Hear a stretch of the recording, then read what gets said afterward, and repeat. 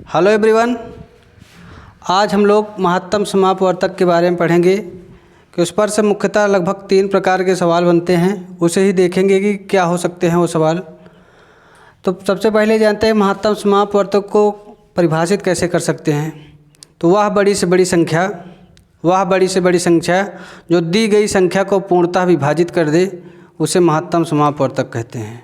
जैसे समझिए कि कहा जाए 15, 20 और 25, कहा जाए वह बड़ी से बड़ी संख्या ज्ञात कीजिए जो 15, 20 और 25 को पूर्णतः विभाजित कर दे। परिभाषा यही है कि वह बड़ी से बड़ी संख्या जो दी गई संख्या को पूर्णतः विभाजित कर दे वो क्या होगी, महत्तम समापवर्तक। तो ऐसे ही प्रश्न लगभग बनेगा कि वह बड़ी से बड़ी संख्या ज्ञात कीजिए जो 15, 20 और 25 को पूर्णतः विभाजित कर दे।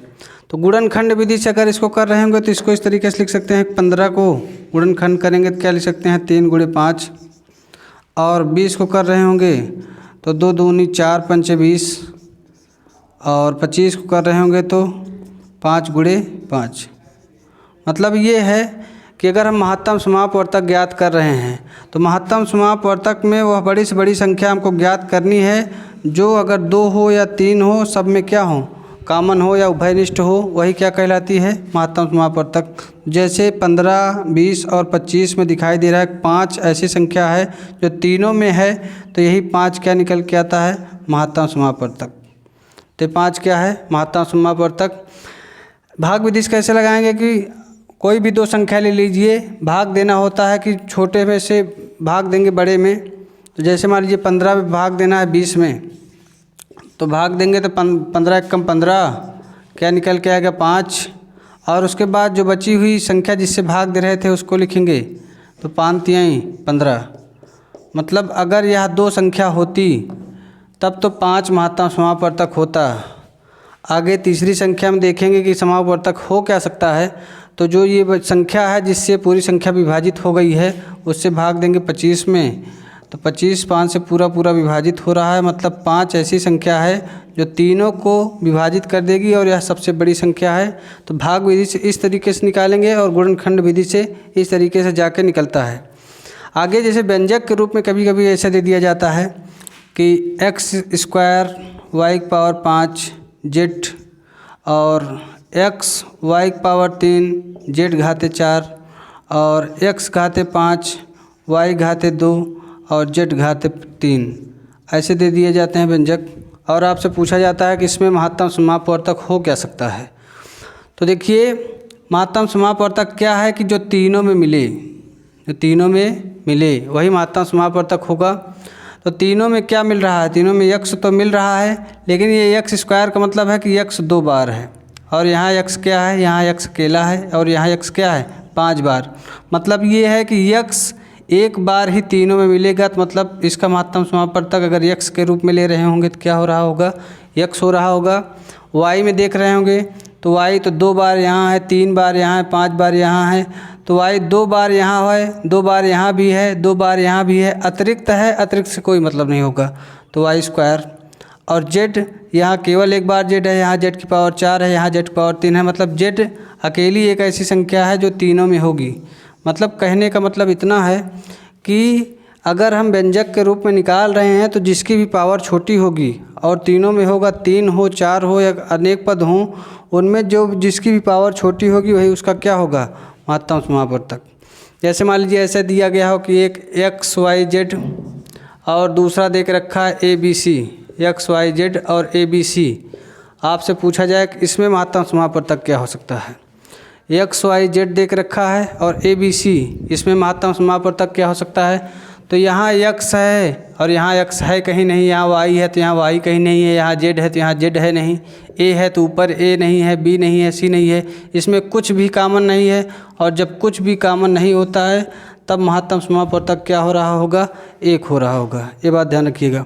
संख्या के रूप में ऐसा देते हैं कि 2 की पावर 3, 3 की पावर 4 और 5 की पावर 6, 2 की पावर 3, 3 की पावर 9 और 5 की पावर 2 और 2।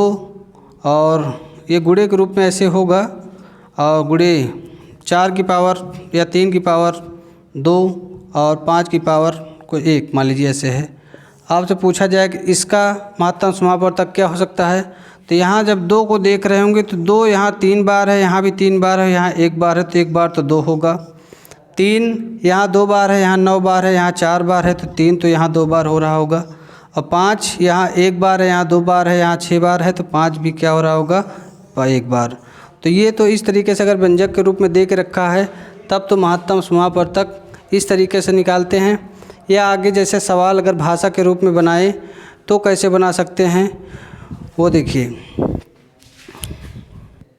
जैसे मान लीजिए ये सवाल लिखा हुआ है कि वह बड़ी से बड़ी संख्या क्या होगी जो 120, 144, 180 को पूरा विभाजित कर सके। तो हमको पता है कि वह बड़ी से बड़ी संख्या पूछ रहा है, इसका मतलब महत्तम समापवर्तक ज्ञात करना है। और संख्या क्या देख रखा है कि 120, 144 और 180। तो कोई भी 2 संख्या उठा लीजिए। अगर बड़ी वैल्यू है तो याद रखिएगा जिनमें अंतर कम होगा वही वैल्यू उठाइएगा। जब भी कभी बड़ी वैल्यू मिले तो जब भी अंतर कम हो वही वैल्यू उठाते हैं। तो यहाँ छोटी वैल्यू है, कोई भी 2 वैल्यू उठाइए, लेकिन हमको छोटी संख्या से बड़ी संख्या में भाग देना है। तो 120 से भाग दे रहे होंगे 144 में, तो 1 बार जाएगा 120 और ये 4 और ये 2 24। 24 से 120 में भाग देंगे तो 24 पंचे क्या निकल के आएगा 120। तो ये तो पूरा विभाजित हो गया। 24 पंचे 120 पूरा क्या हुआ, विभाजित हो गया। तब तो ये अगर ये 2 संख्या होती, इन दोनों संख्याओं से 24 ऐसी संख्या होती जो दोनों संख्या से को पूर्णतः विभाजित कर देती, बड़ी संख्या ये है। अब एक संख्या और बच रही है 180, तो 24 से भाग देंगे 180 में, 24 से 180 में भाग देंगे तब देखेंगे क्या हो सकता है। तो 24 पंचे 120 होगा। 24 को मान लीजिए 6 बार ले गए तो 6 चौको 24 के 4 हासिल 2, 6 2 12 24, 144 हो गया। एक बार और ले जाकर देखते हैं तो 4 4 8, 4 2 6 और ये 168। तो 7 बार जाके आ जाएगा, तो 24 का 7 बार ले गए तो क्या निकल के आया 168। और 10 में से 8 गए, क्या मिला 2, और 7 में से 1 गए 6, तो 12। अब 24 में भाग देंगे 12 से, तो 12 दूनी 24। मतलब ये है कि अगर ये 2 संख्या होती तब तो मासा निकल के 24 आता, लेकिन अगर 180 भी शामिल कर ले रहे हैं तब तो निकल के क्या मासा आएगा 12। तो इन 120, 144, 180 में 12 एक ऐसी संख्या होगी, सबसे बड़ी संख्या, जो इन तीनों को पूरा विभाजित कर देगी। आगे मान लीजिए इसी में जैसे और एक सवाल लेके देखें। कोई भी संख्या मान लें कि वह बड़ी से बड़ी संख्या क्या होगी, वह बड़ी से बड़ी संख्या क्या होगी जो 50, 80 और 100 को पूरा विभाजित कर दे। वह बड़ी से बड़ी संख्या क्या होगी जो 50, 80 और 100 को पूरा विभाजित कर दे। तो संख्या देख रखा है 50, 80 और 100। कोई भी 2 संख्या ले लीजिए।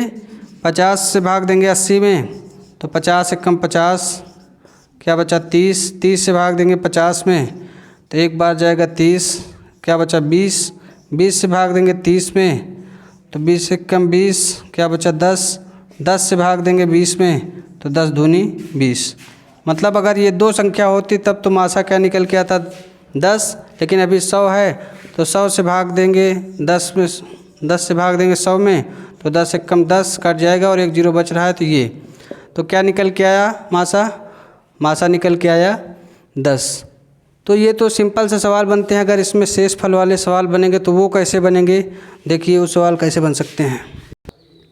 जैसे मान लीजिए ये सवाल है, वीडियो इसलिए पोस्ट कर रहे हैं ताकि सवाल लिखने में समय ना लग सके, इसलिए सवाल लिख रहे हैं, तब आगे दे रहे हैं कि वह बड़ी से बड़ी संख्या ज्ञात कीजिए जिससे 125 तथा 57 में भाग देने पर शेष फल क्रमशः 4 तथा 2 बचे। हमको वह संख्या ज्ञात करनी है बड़ी से बड़ी जिससे 125 में भाग दे तो 4 शेष बचे और 57 में भाग दें तो 2 शेष बचे। ऐसे तरीके के सवाल में आप करिए क्या कि हमको संख्या यही ज्ञात करनी है कि अगर हम 125 में भाग दें तो 4 शेष बचे। मतलब जिस संख्या से हम भाग दे रहे हैं इसमें भाग देंगे तो 4 वो अधिक है। तो 125 में अगर हम भाग दे रहे हैं तो संख्या 4 अधिक है, तो मतलब वो संख्या कौन सी है जो पूरी की पूरी विभाजित है। 121 वह संख्या है जो पूरी की पूरी क्या है, विभाजित है। आगे 57 में भाग दे रहे हैं उस संख्या से तो 2 शेष बच रहा है, मतलब 55 वह संख्या है जो उस बड़ी से बड़ी संख्या से पूरी पूरी क्या है, विभाजित है। भाषा को समझिए कि अगर हम संख्या से 125 में भाग दे रहे हैं, 4 शेष बच रहा है, मतलब 4 घटा दे रहे हैं तो संख्या पूरी पूरी विभाजित हो जा रही है।